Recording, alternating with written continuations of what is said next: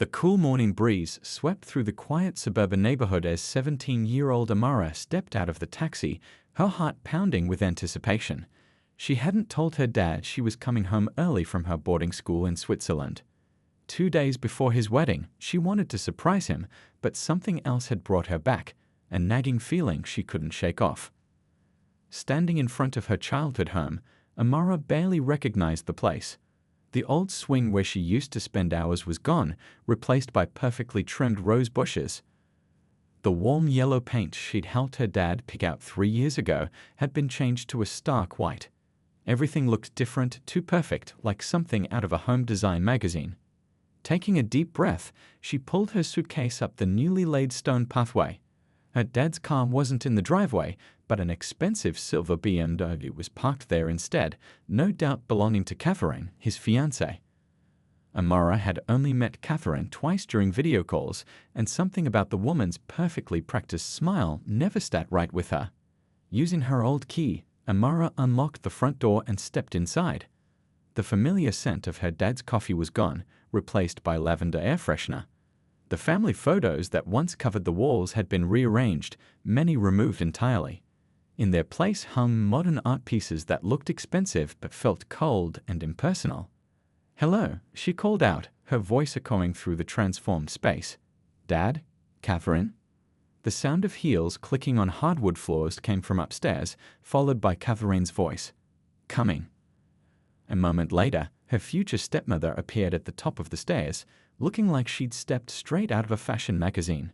Her surprise at seeing Amara seemed genuine, but there was something else in her expression. A flash of something that disappeared so quickly Amara wondered if she'd imagined it. "Amara, what a wonderful surprise." Catherine descended the stairs gracefully, arms outstretched for a hug. "We weren't expecting you until tomorrow evening. Your father will be thrilled." As Catherine hugged her, Amara caught a whiff of an expensive perfume that tickled her memory. She'd smelled it before, but not on Catherine. The scent transported her back to a different time, a different place, but she couldn't quite grasp the memory. "I wanted to help with the wedding preparations," Amara explained, carefully watching Catherine's reaction. "And I missed Dad." "Of course, sweetheart." Catherine's smile was picture perfect. "He's been missing you terribly. He's at work now, but should be home in a few hours. Why don't you get settled in your room? I've made some small changes. I hope you don't mind." Small changes turned out to be an understatement. Amara's room, once a cozy space filled with memories, had been transformed into what looked like a guest room. Her old posters were gone, her bookshelf cleared of her beloved mystery novels, and her desk replaced by a delicate vanity table. "I put your things in storage," Catherine explained from the doorway. "I thought you might want a more grown-up space now that you're 17. We can always bring your old things back if you prefer." "No, it's fine," Amara managed, setting her suitcase down. She noticed her old laptop was missing from its usual spot. "Where's my computer?" "Oh, that old thing. It was collecting dust, so I had it donated. But don't worry, we got you a new one as an early wedding gift. It's in the study." Something in Catherine's too smooth explanation made Amara's skin prickle. That laptop had contained years of photos, documents, and memories. Her dad would have known that. He wouldn't have let anyone donate it without asking her first. As Catherine excused herself to make some wedding-related calls, Amara sat on the unfamiliar bed, trying to process everything. The house she grew up in felt like a museum now, beautiful but untouchable. And Catherine, there was something about her that felt rehearsed, like an actress playing a role. Pulling out her phone, Amara scrolled through her photos until she found one from 6 months ago, a screenshot from a true crime documentary she'd watched late one night at school. Her thumb froze over a familiar face in the background of one of the scenes. The same expensive perfume, the same graceful posture, the same practiced smile. Her heart started racing as the pieces began falling into place. But it couldn't be, could it? Amara glanced at her closed bedroom door, where she could hear Catherine's muffled voice speaking in what sounded like a completely different accent. What exactly had she walked into? That evening, the sound of her dad's car pulling into the driveway made Amara's heart leap. She rushed downstairs, nearly colliding with Catherine, who was already at the door to greet him. The way Catherine positioned herself, slightly ahead of Amara, as if claiming her territory, didn't go unnoticed. "Sweetheart." Her dad's face lit up when he saw her, and for a moment, everything felt normal again. He wrapped her in a big bear hug, the familiar scent of his aftershave bringing tears to her eyes. "Why didn't you tell me you were coming early? I would have picked you up from the airport." "I wanted to surprise you." Amara smiled, holding on a little longer than usual. Over his shoulder, she noticed Catherine watching them with an odd expression, something between calculation and concern. "We should celebrate." Catherine chimed in, her voice honey-sweet. "I'll call the caterer and add an extra meal to tomorrow's rehearsal dinner menu." She pulled out her phone, stepping into the kitchen, but Amara noticed she didn't actually dial any numbers. Later that evening, as they sat around the dinner table eating takeout Chinese food, Catherine had insisted the caterer was fully booked. Amara watched her future stepmother carefully. Something seemed off about the way Catherine held her chopsticks, like someone who'd learned proper technique rather than grown up using them, despite her stories about spending childhood summers in Hong Kong. "Oh, that reminds me," Catherine said, answering a call during dinner. "My wedding planner needs me to stop by tonight for a final check on the flower arrangements." Her accent shifted slightly, barely noticeable, but Amara caught it. When she'd first met Catherine, she had a slight southern drawl. Now she sounded more like she was from the Northeast.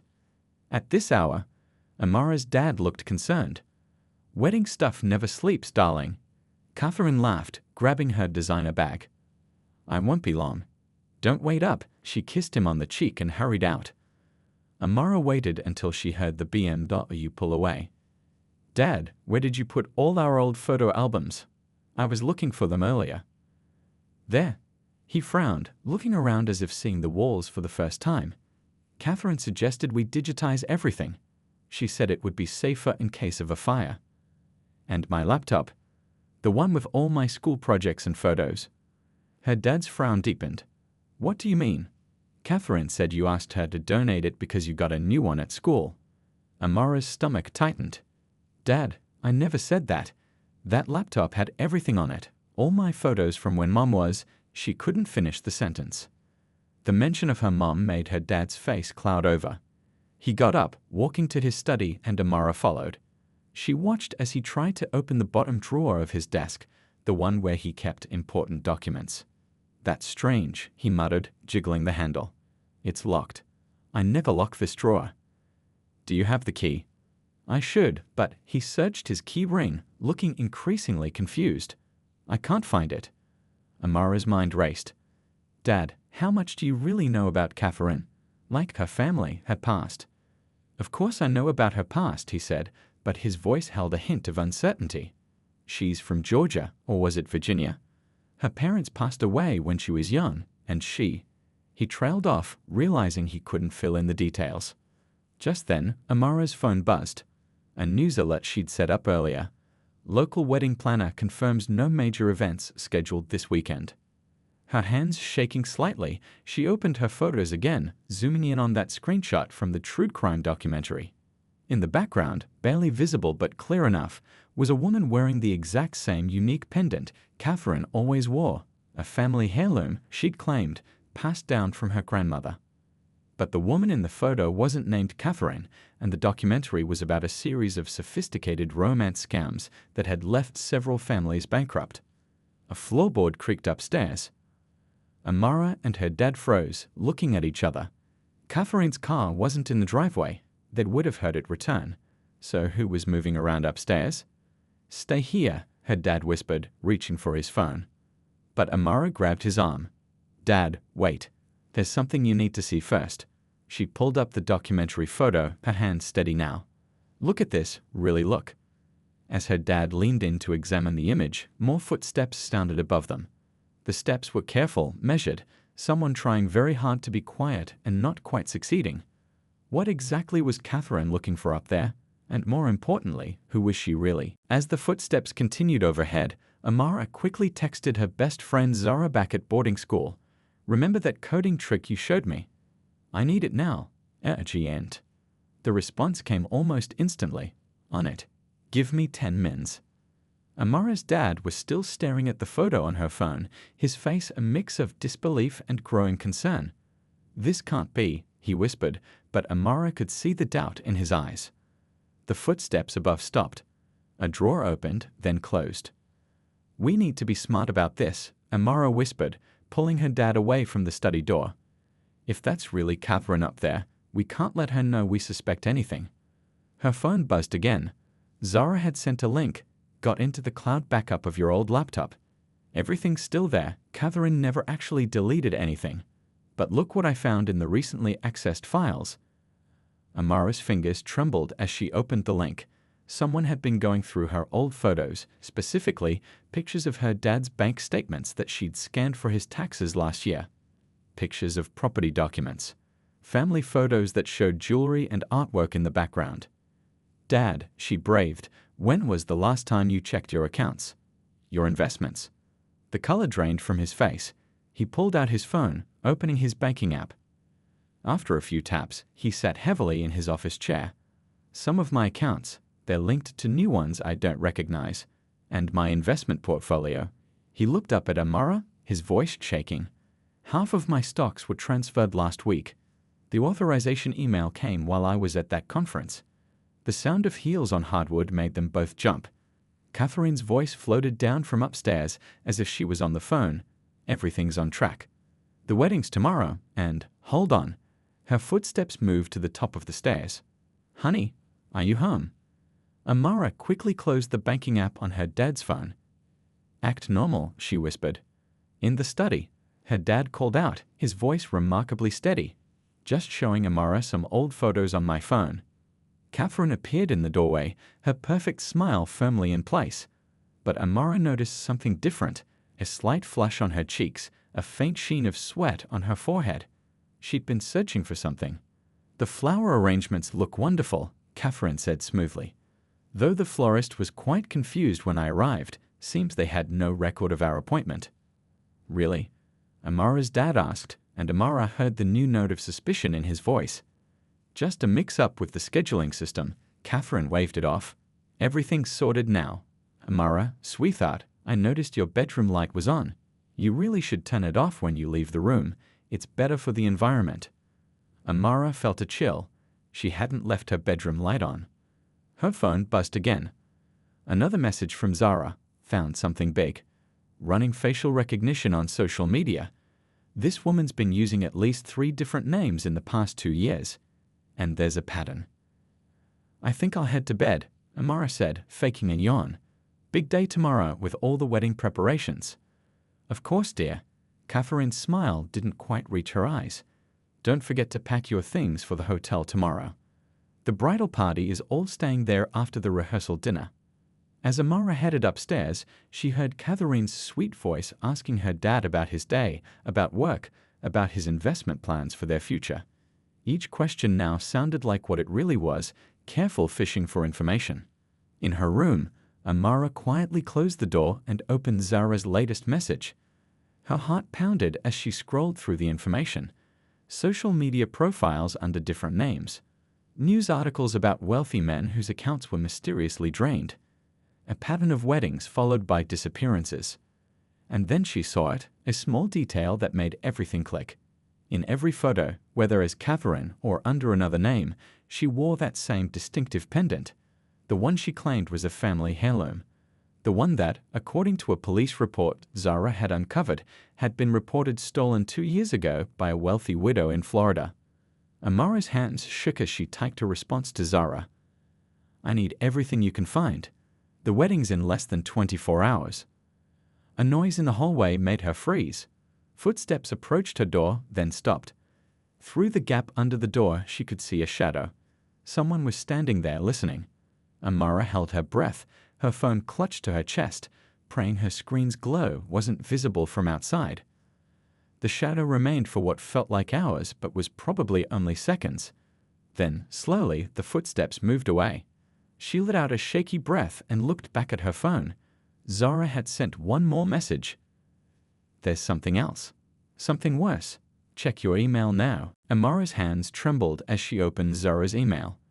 The subject line read, "Found police records. Open immediately." Inside was a scan of a police report from Seattle, dated just 8 months ago. The details made her blood run cold.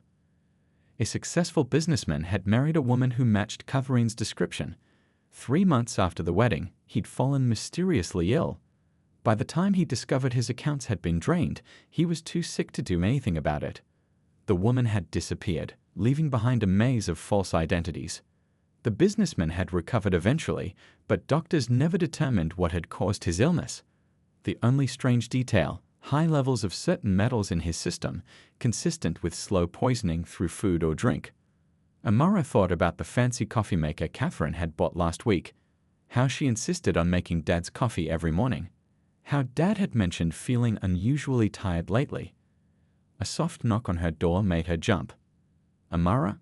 It was her dad. "Can I come in?" She quickly let him in, closing the door quietly behind him. "Dad, look at this." She showed him the police report, watching as his face grew pale. "The coffee maker," he whispered, reaching the same conclusion she had. "And those vitamin supplements she's been giving me." "We need to get you to a doctor," Amara insisted. "Tomorrow morning, before the wedding." "There's more," her dad said, his voice shaking slightly. "While you were up here, I checked my home insurance. It's been changed. Catherine is now the sole beneficiary, and the coverage amount has been tripled." A floorboard creaked in the hallway. They both froze, staring at the door. A shadow passed underneath, pausing briefly before moving on. "She's watching us," Amara mouthed silently. Her dad nodded, then said in a louder voice, "Well, good night, sweetheart. Get some rest for tomorrow's big day." "Good night, Dad," Amara replied, matching his casual tone. After he left, Amara sat in the dark, her mind racing. She needed proof, something concrete that would convince everyone, not just her dad. The police report was concerning but didn't prove Catherine was the same person. Her phone lit up with another message from Zara, found her pattern. "She always uses the same bank for the transfers, just hacked into your dad's account history. There's a pending transfer scheduled for tomorrow afternoon, right after the wedding ceremony." Amara's heart raced. Of course, Catherine had planned everything around the wedding timeline. Once they were legally married, she'd have access to everything. Another message from Zara popped up. "There's a hidden camera feed coming from your house. Someone's watching through it right now." Trying to keep her movements natural, as if she was just getting ready for bed, Amara scanned her room. There, on the new vanity mirror Catherine had installed, a tiny black dot that could easily be mistaken for a speck of dust. Her phone buzzed again. This time it was a text from Catherine. "Having trouble sleeping? We have such a big day tomorrow. I left some chamomile tea in the kitchen. Why don't you come down and I'll make you a cup?" Amara stared at the message, her heart pounding. Catherine knew she was awake, knew she was looking at her phone, was probably watching her right now through that camera. She typed back, "Thanks, that's so thoughtful. Be down in a minute." Instead of going downstairs, she quickly changed into dark clothes and moved to her window. The old oak tree's branches still reached close enough to climb down. She used to do it all the time as a kid. Just as she was about to open the window, her phone lit up with a final message from Zara. "Don't drink anything GIV as you. Found autopsy reports." The businessman wasn't her first victim. He was just the first one who survived. Footsteps were coming up the stairs now, slow and deliberate. "Amara?" Catherine's voice called out, sickly sweet. "Your tea is getting cold." The footsteps got closer. A light knock on the door. "Amara, are you awake?" The doorknob started to turn. Amara had seconds to decide, face Catherine now, or climb down the tree and risk being seen. Either way, she needed to get her dad out of the house. But how could she warn him without alerting Catherine? The door began to open. The morning of the wedding arrived with a mix of sunshine and gathering clouds. Amara sat in the church's bridal preparation room, surrounded by bridesmaids she'd never met before, her mind replaying the events of last night. She'd managed to send her dad a coded text message just before Catherine opened her bedroom door, an old signal they used to use when she was younger. Remember Mom's cupcake recipe? The one with 911 sprinkles. Catherine had found her pretending to be asleep, and after a moment of standing in the doorway, had quietly closed the door again. Her dad had understood the message and called the police, but by the time they arrived, everything looked normal. Catherine had played the concerned fiancé perfectly, explaining that she was just checking on her future stepdaughter. Now, watching Catherine prepare for the wedding through the reflection in her phone screen, Amara clutched the USB drive in her pocket. It contained everything Zara had found, the police reports, the bank records, the multiple identities. But she needed the perfect moment to reveal it all. "You look troubled, sweetie," Catherine said, appearing behind her with that perfect smile. "Pre-wedding jitters for your dad." Amara forced a smile. "Just want everything to be perfect." "Oh, it will be." Catherine's voice held a note of steel beneath the honey. "By the way, I took the liberty of holding onto your phone during the ceremony.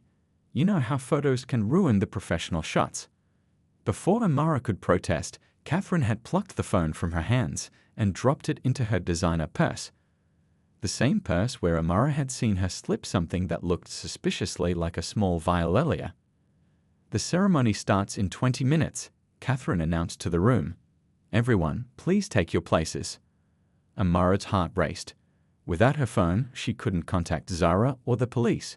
She watched as Catherine whispered something to one of the bridesmaids, who immediately left the room. The other bridesmaids filed out, leaving Amara alone with Catherine. "You know," Catherine said, fixing her veil, "I really did try to like you, Amara. But you're too much like your mother, always asking questions, always poking around where you shouldn't." "You never knew my mother," Amara said quietly. "No," Catherine smiled. "Are you sure about that? It's amazing what you can learn about someone from their old social media accounts, their medical records, their pharmacy history." A chill ran down Amara's spine. "What are you saying?" "I'm saying that sometimes history repeats itself. Sometimes people get sick and nobody can figure out why, just like your mother did 5 years ago." Amara felt the floor tilt beneath her feet. You were there. Back then. Different name, different look. I was the helpful nurse who brought her tea every day in the hospital. Such a shame the doctors never figured out what was wrong. The church bells began to ring, signaling 15 minutes until the ceremony. "Your father is waiting at the altar," Catherine said, her voice back to its sugary sweetness. "Shall we?" Amara's mind raced. The USB drive felt like it was burning a hole in her pocket, but she knew now it wasn't enough. Catherine had just confessed to something far worse. The bridal march began to play softly through the church speakers. "After you," Catherine gestured to the door, her perfect smile never wavering. Amara took a deep breath and stepped into the church hallway. The large doors to the main chapel stood open, revealing rows of guests and her dad waiting at the altar. He turned, catching her eye, and she saw the worry lines on his face. She had to stop this wedding, had to protect her dad. But Catherine was right behind her, watching her every move. And somewhere in the crowd was that bridesmaid Catherine had whispered to, doing what exactly? The music swelled. The guests stood. Amara felt Catherine's hand on her shoulder, gentle but firm. "Don't do anything foolish, dear. Would be a shame if your father had the same mysterious illness your mother did." The flower girl started down the aisle. Amara had seconds to decide. The USB drive had evidence of Catherine's financial crimes, but the confession about her mother, that was something else entirely. If only she'd been recording. Then she remembered. The tiny camera in her bedroom mirror. The one Catherine had used to spy on her. If it was still running, still recording. A plan formed in her mind. The bridal march reached its crescendo. It was time. As the wedding march played, Amara walked down the aisle ahead of Catherine, her mind racing faster than her heart. The gathered guests smiled, completely unaware of the drama unfolding before them. Her dad stood at the altar, trying to maintain a calm expression, but Amara could see the worry in his eyes. The tiny USB drive felt heavy in her pocket, but now she had something even more important. The knowledge that Catherine had just confessed to harming her mother.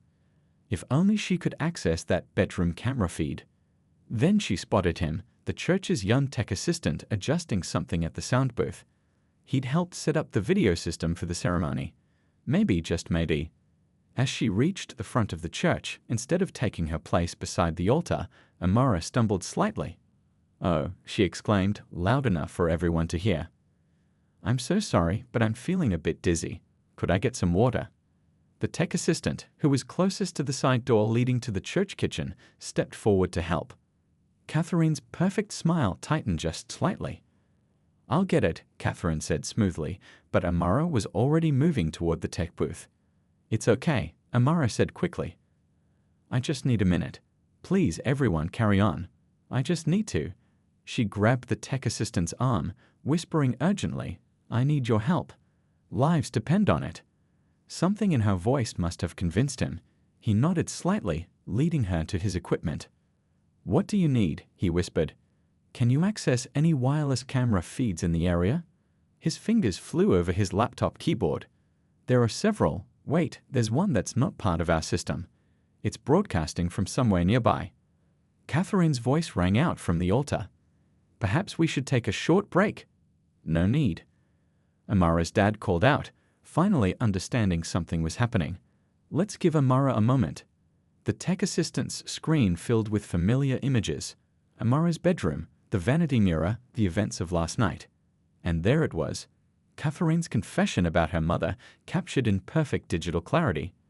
"Can you play this through the church's sound system?" Amara asked.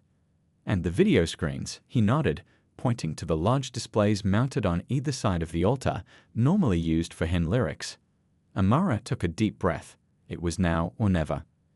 "Everyone," she said, her voice shaking but growing stronger as she stepped back into the center aisle. "There's something you need to see before this wedding goes any further." Catherine's face changed so quickly that several guests gasped.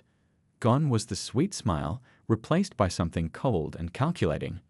"Amara, dear, you're clearly overwhelmed." "Play it," Amara told the tech assistant. The church screens flickered to life. Catherine's voice filled the chapel. "I really did try to like you, Amara, but you're too much like your mother." The entire confession played out in front of the stunned congregation. When it reached the part about the hospital, about the tea, Amara heard her dad make a sound she'd never heard before, somewhere between a sob and a cry of rage. "That's been edited," Catherine said quickly, but her confident tone was cracking. "This child clearly has issues with her father's happiness." "The banking records," Amara interrupted, pulling out the USB drive. "The multiple identities, the other victims, it's all here. And now we have your confession about my mother." Catherine's eyes darted to the side door. The bridesmaid she'd whispered to earlier started moving toward it. "Stop her," Amara shouted. "Check her purse. I bet you'll find evidence." Two guests who turned out to be off-duty police officers moved quickly to block the exits. The bridesmaid tried to run but didn't make it far. "Don't let Catherine leave either," Amara called out. "She has my phone and probably other evidence in her purse." But Catherine wasn't trying to run. Instead, she turned to Amara's dad, tears streaming down her face. "Baby, you don't believe this, do you? After everything we've been through, this is just a troubled teenager acting out. You," Amara's dad's voice was quiet but shook with emotion. "You were there when my wife was dying? You did that to her." "The police are on their way," the tech assistant announced, holding up his phone. "I called them as soon as I heard the confession." Catherine's face changed one final time, the mask falling away completely. She looked at Amara with something like respect. "You really are your mother's daughter," she said quietly.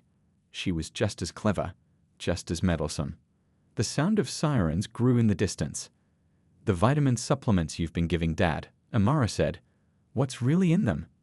"Check her purse," Catherine smiled coldly. "But be careful. Some things are better left untouched." The off-duty officers carefully took Catherine's designer purse, finding not only Amara's phone, but several small vials with handwritten labels. The church doors burst open as uniformed police officers rushed in. The wedding guests sat in stunned silence, watching as Catherine was read her rights. But Amara wasn't watching Catherine anymore. She ran to her dad, who wrapped her in a tight hug. "I'm so sorry," he whispered. "I should have seen it. Should have known." "It's not your fault," Amara said firmly. "She fooled a lot of people. But Mom helped us figure it out. In a way, she protected us one last time." The truth about her mother's death was painful, but at least now they knew. At least now they could heal. 2 months after the failed wedding, Amara sat in the garden of their home, helping her dad plant new flowers. The rose bushes Catherine had installed were gone, replaced by her mother's favorite sunflowers. The house was slowly becoming theirs again, one small change at a time. The detective called this morning, her dad said, patting soil around a young plant. They've linked Catherine, or whatever her real name is, to similar cases in 5 different states.